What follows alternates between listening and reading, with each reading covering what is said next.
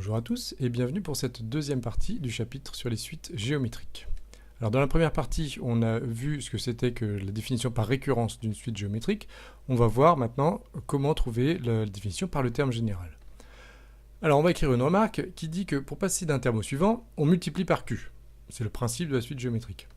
On a donc U1 qui est égal à Q fois U0.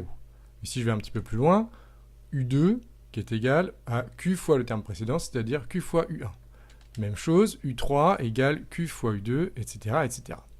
Maintenant, qu'est-ce qui va se passer si à la place de U1 ici, j'écris Q fois U0, puisque U1 est égal à Q fois U0. Eh bien, au lieu d'obtenir Q fois U1, je vais obtenir Q fois tout ça, c'est-à-dire Q fois U0. Q fois Q, ça fait Q au carré, et on obtient donc U2 qui est égal à Q au carré fois U0. Et on va appliquer ça pour la suite, c'est-à-dire à la place de ce U2 ici, je vais écrire Q au carré fois U0. Donc ça va nous faire Q fois tout ça, c'est-à-dire Q fois Q au carré fois U0, ce qui fait Q au cube fois U0. Et ce raisonnement-là, on peut l'appliquer pour tous les termes, etc., etc. On obtiendra assez vite UN égale Q puissance n fois U0, qui est donc l'expression du terme général en fonction de n. Une autre façon de voir les choses, c'est de dire que pour passer de U0 à U1, on multiplie par Q. Pour passer de U1 à U2 et de U2 à U3, on multiplie par Q aussi. Voilà. Donc à chaque fois, on multiplie par Q. Pour passer de UN-1 à UN, on multiplie par Q, etc., etc. Donc pour passer de U0 à UN, eh bien, on multipliera directement par Q puissance n. C'est la formule qui est écrite juste avant. U0 fois Q puissance n égale UN. On va écrire ça dans une propriété. Donc si on prend UN une suite géométrique de raison Q, on a alors UN égale U0 fois Q puissance n. Voilà, c'est la formule qu'on utilisera assez souvent. Maintenant, c'est vrai qu'on aurait pu partir de U1 au lieu de U0. Et à ce moment-là, on multiplie par Q une fois de moins. Donc on a également UN égale U1 fois Q puissance n-1.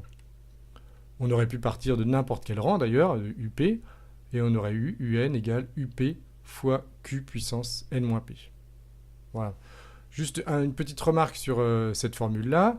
Vous vous souvenez pour les suites arithmétiques qu'on avait UN égale U0 plus NR. U0 plus N fois la raison. Bon, c'est un peu la même formule, sauf que les multiplications, les additions sont transformées en multiplications et les multiplications sont transformées en puissance. Mais c'est vraiment le même raisonnement. Pourquoi elle est importante, cette formule? Elle est très très importante puisqu'elle nous permet de faire ce qu'on cherche très souvent à faire quand on a une suite, c'est-à-dire à trouver son terme général.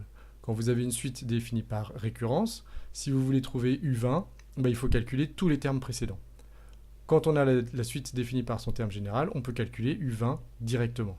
Donc dès qu'on aura une suite, en fait, notre principal objectif, c'est d'essayer de trouver son terme général. On savait déjà le faire pour les suites arithmétiques, on sait maintenant le faire pour les suites géométriques. On va voir ça sur un exemple. Alors, je vous propose deux suites. La première, U0 égale 4 et puis UN plus 1 égale 3UN. Donc ça va être une suite géométrique de raison 3. Et puis, V2 égale 5, Vn plus 1 égale moins Vn sur 4. Alors, comme dans la partie précédente, ici, divisé par 4 ou par moins 4, c'est la même chose que multiplié par moins 1 quart. Donc c'est aussi une suite géométrique de raison moins 1 quart, celle-là.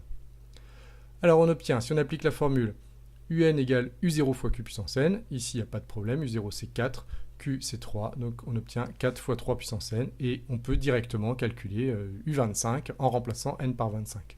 Alors qu'avec cette expression-là, pour calculer U25, il aurait fallu calculer U1, U2, U3, etc., etc. Et pour la deuxième, Vn égale V2 fois Q puissance n-2, on obtiendra 5 fois moins 1 quart puissance n-2. Faites bien attention de mettre les parenthèses autour de moins 1 quart, d'abord parce qu'il y a le moins, et aussi parce que la puissance n-2 doit s'appliquer à toute la fraction, et pas que au 1.